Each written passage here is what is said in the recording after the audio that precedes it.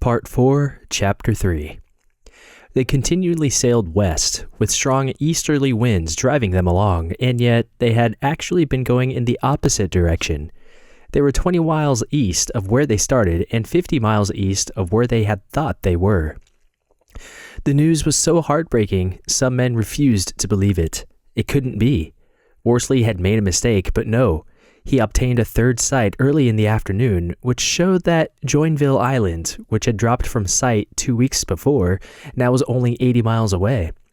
Some unknown and undetectable easterly current had caught them, a current of such tremendous strength that it had driven them backward into the teeth of a gale.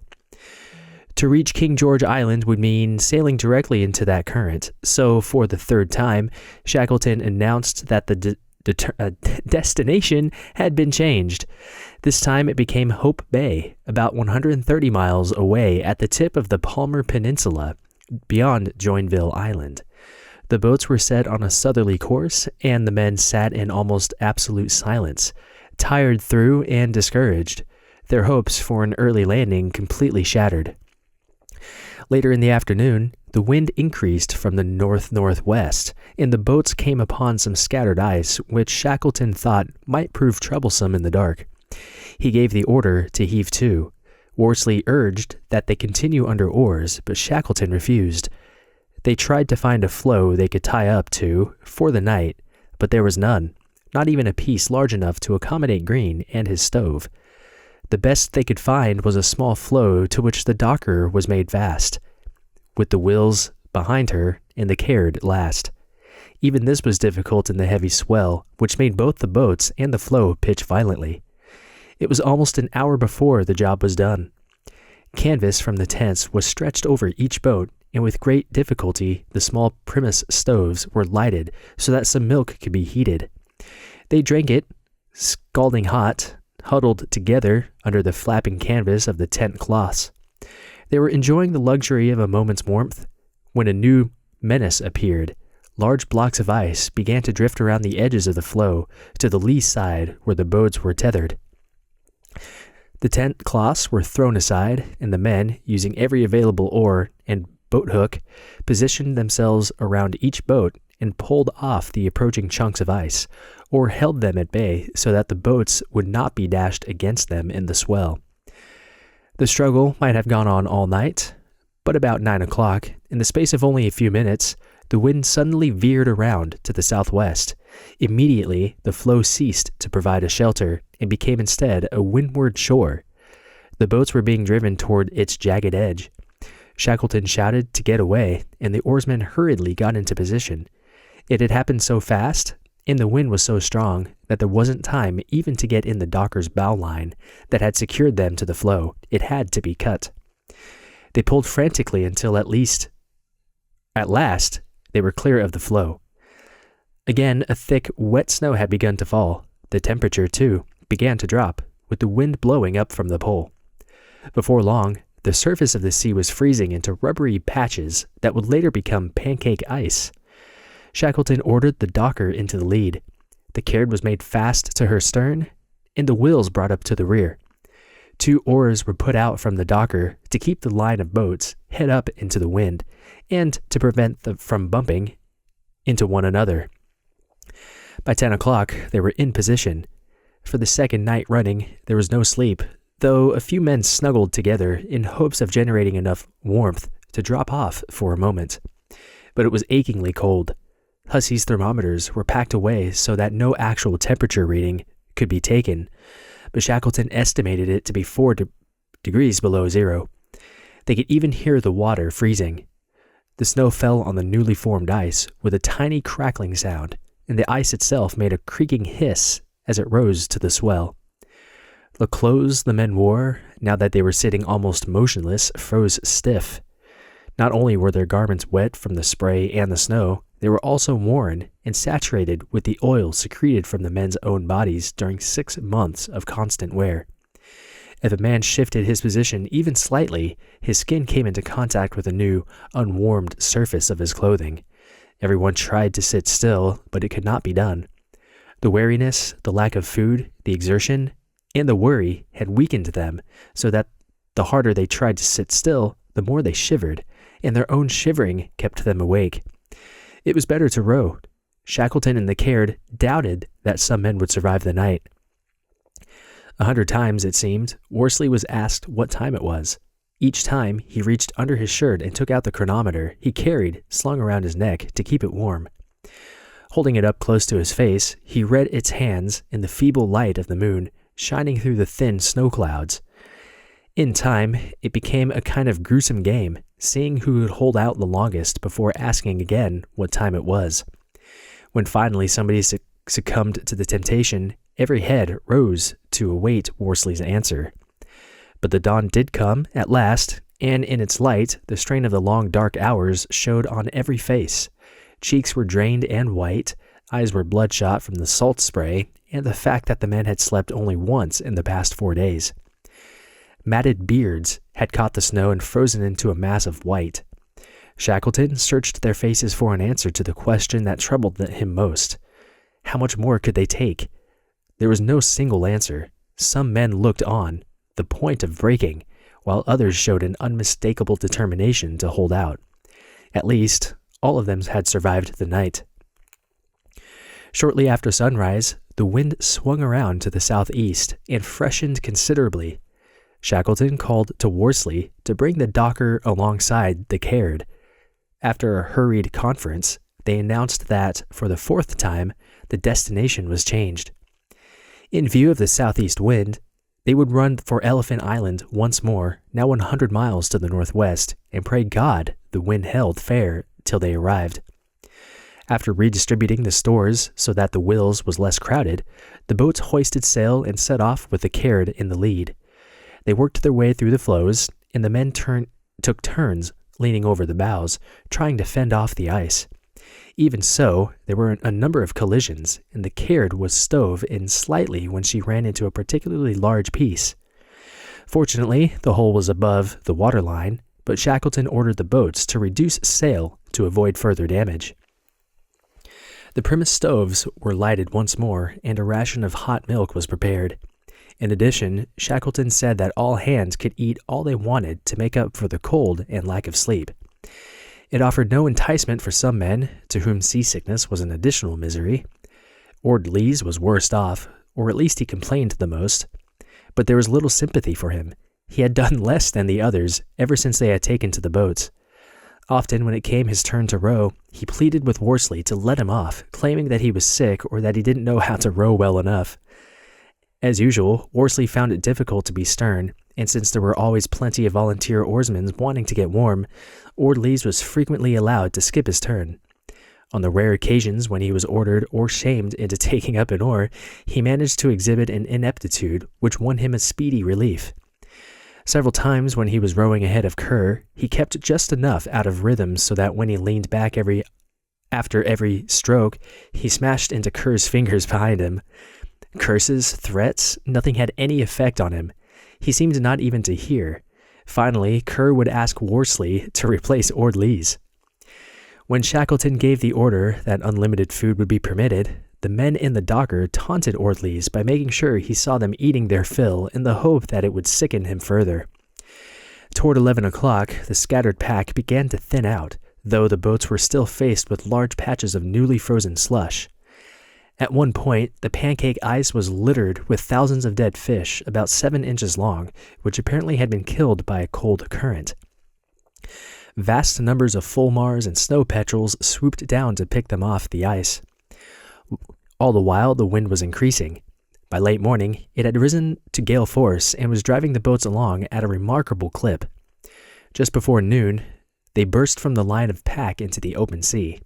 The change was breathtaking. The northwest swell, which had been cushioned by the pack, now advanced upon the boats in disguised immensity. Their course lay directly into it, and within minutes they were struggling up a hill of water whose face was a quarter-mile long. At its summit, the wind shrieked, blowing the spray into thin, feathery lines. Then they started down, a slow but steep descent into the valley leading to the next swell. Over and over again, the cycle was repeated. Before long, the pack was lost from sight, and occasionally one or another of the boats disappeared behind one of those enormous rolling hills of water. It was as if they had suddenly emerged into infinity. They had an ocean to themselves, a desolate, hostile vastness. Shackleton thought of the lines of Coleridge. Alone, alone, all alone. Alone on a wide, wide sea. They made a pitiable sight, 3 little boats packed with the odd remnants of what had once been a proud expedition, bearing 28 suffering men in one final, almost ludicrous bid for survival. But this time there was to be no turning back, and they all knew it. The men clung to the sides of the pitching boats as they drove forward. Though they were making excellent headway, the progress was hard won. Both the docker and the Wills were shipping water continually. The crews sat facing aft with the wind directly in their faces, a position only slightly preferable to facing forward, where they would have been stung by the spray breaking over the side. By mid-afternoon, the wind had risen even more, so Shackleton ordered a second reef taken in the sails, and they proceeded this way until dusk. At sunset, Worsley drew the docker alongside the Caird and urged that they continue, but Shackleton flatly refused. It was difficult enough, he said, to keep the boats together in daylight. At night, it would be impossible. He even rejected Worsley's suggestion that they join up and row during the night. Shackleton was convinced that their best chance of reaching safety was to remain together. Both the Caird and the Wills were largely dependent on Worsley's skill as a navigator, and Shackleton was actually aware that the Wills needed constant looking after. Not only was she the least seaworthy of the 3 boats, but Hudson, who was commanding her, was one of those less equal to the strain, and he was obviously weakening, both physically and mentally. Shackleton was certain the Wills would be lost if she got separated from the others. He decided that the 3 boats would spend the night hove to. He ordered the docker to rig a sea anchor, and the Caird made fast to the docker's stern, with the Wills behind her. Working with stiffening fingers, Worsley, Greenstreet, and MacLeod lashed 3 oars together and stretched a piece of canvas across them. The contrivance was then made fast to a long piece of line, and pitched over the side. They hoped the sea anchor would act as a brake, holding the bows of the boats up into the wind as it was dragged through the water. When it was in position, the crews of all 3 boats settled down to wait for morning. Never was there a worse night. As the darkness deepened, the wind increased and the temperature dropped even lower. Ever lower. Again, an actual reading was impossible, but it was probably at least as low as 8 below. It was so cold that the seas that broke over them froze almost as soon as they hit. Even before the darkness was complete, it became apparent that the sea anchor could not hold them up into the wind effectively. The boats continually dropped off into the trough of the waters, where they were swept broadside by the seas. The boats, the men, everything was soaked, then frozen. Most of the men tried to shelter themselves under the tent cloths, but the wind repeatedly tore them loose. On the Caird, they managed to make enough room for 4 men to huddle together at one time in the pile of sleeping bags in the bow, and they took turns trying in vain to sleep. On the docker, however, there was only room enough for the men to sit upright, huddled together with their feet squeezed between the cases of stores. The seas that came on board ran down into the bottom of the boat, and since most of the men were wearing felt boots, their feet were soaked all night in the icy water. They did what they could to keep the boats bailed dry, but the water sometimes rose ankle deep. To keep their feet from freezing, they worked their toes constantly inside their boots. They could only hope that the pain in their feet would continue, because comfort, much as they yearned for it, would mean that they were freezing. After a time, it took extreme concentration for them to keep wiggling their toes. It would have been so terribly easy just to stop. As the hours dragged by and their agony deepened, the men in the docker fought back with the single pitifully ridiculous weapon they had: curses. They cursed everything curseable: the sea, the boat, the spray, the cold, the wind, and often one another. There was a kind of pleading tone to their curses, though, as if they were prayerfully appealing for deliverance from this wet and freezing misery. Most of all, they cursed Ordleys, who had got hold of the only set of oilskins and refused to give them up. He maneuvered himself into the most comfortable position in the boat by shoving Marston out, and he could not or he would not move.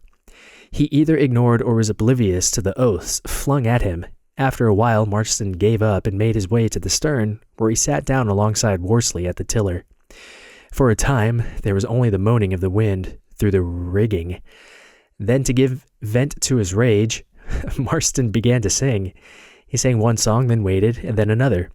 Finally, he repeated over and over in a tired, thin voice a song whose chorus went, "Twinkadillo, twinkadillo," and a roaring pair of bagpipes made from the green willow. Throughout the night, the men were troubled by the need to urinate frequently. Certainly, the intense cold was a factor in this condition, and the two physicians believed it was aggravated by the fact that they were continually wet, so that they absorbed water through their skin. Whatever the reason, it required a man to leave the slight comfort of the sheltering canvas and make his way to the lee side of the boat several times during the night. Most of the men had also had diarrhea from their diet of uncooked pemmican, and they would suddenly have to rush for the side and, holding fast to a shroud, sit on the frozen gunwale. Invariably, the ice sea wet them from beneath. By far the worst off of the boats was the Wills. The water she was shipping was sometimes almost knee-deep. Little Wally Ho, the seaman, found it impossible to drive from his mind the fear that a killer whale would upset them into the water. Stevenson, the fireman, periodically buried his face in his hands and wept. Blackborough, who had insisted on wearing leather boots to save his felt pair for what he had thought would be the future, lost all feeling in his feet after several hours. And Hudson, who had been at the tiller for almost 72 hours straight, developed a pain in his left buttock, which became increasingly intense as the part began to swell. After a time, he had to sit hunched sideways, and the rolling of the boat was agony to him. He was also suffering from severe frostbite in his hands. The line between the Wills and the Caird alternately tightened and slacked, dropping into the water and rising into the bitter cold air each time. As the hours passed, it accumulated an ever-thickening coat of ice. The lives of the 8 men aboard the Wills depended on that line. If it had parted, and it seemed almost certain to, the Wills would fall off into the trough of the sea and be swamped long before her crew could beat the ice off the sail and hoist it. All the boats were thick with ice, but the Wills was weighted down like a log. The seas poured on board her, flowing over the pile of sleeping bags in the bow and leaving them sheathed in ice. Ice formed in masses around her bow as she dipped into each sea, weighting her down that much more, so that every half hour or oftener, men had to be sent forward to beat the ice off her bow, lest she go under. Finally, for all the party, there was thirst. They had left the packs so abruptly and unexpectedly that they had failed to take on board any ice to be melted into water. There had been nothing to drink since the previous morning, and the men were beginning to crave water desperately. Their mouths were dry, and their half-frost-bitten lips began to swell and crack. Some men, when they tried to eat, found it impossible to swallow, and their hunger brought on seasickness.